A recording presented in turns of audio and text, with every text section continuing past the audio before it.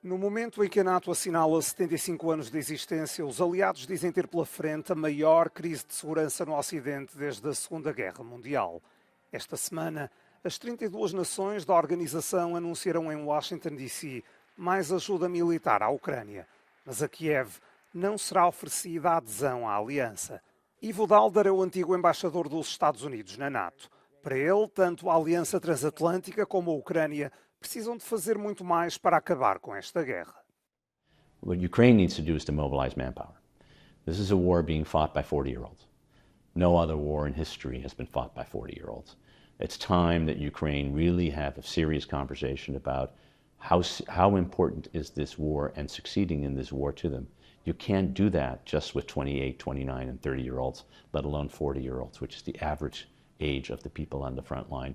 You need to get 18-year-olds, and you need to get 20-year-olds, and you need to get 21-year-olds, which is what every army in the rest of the world relies on. What about, for example, Emmanuel Macron's premise that perhaps some NATO countries should send troops into Ukraine?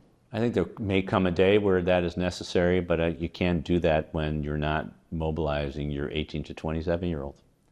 It's very hard to ask a mother or a father, a husband or a wife, a sister or a brother to send their sons and sisters and daughters to war to fight in a country which is not willing to mobilize its own people under the age of 25. And so more needs to be done by the Ukrainians. There's no doubt that that is part of the solution. You need more people on the front lines. There needs to be more weapons. There needs to be an end to the caveats. There needs to we need to prioritize the defense of Ukraine in a way that we haven't, and that includes the United States as part of it. It's only recently we found all these Patriot systems. Why not 6 months earlier?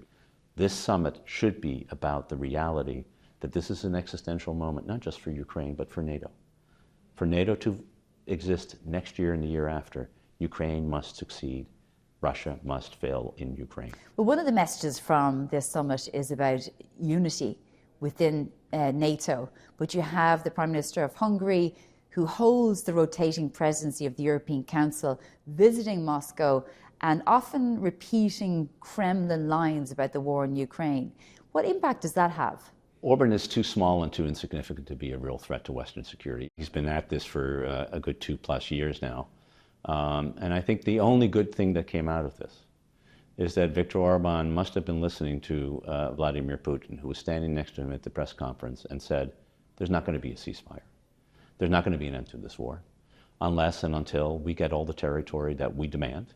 And I hope that one of the things Viktor Orbán took away is to understand that this war has an originator that is in Moscow, not in Brussels, not in Washington, certainly not in Kyiv. And that if we are going to end this war, it has to be done by convincing Russia to stop fighting.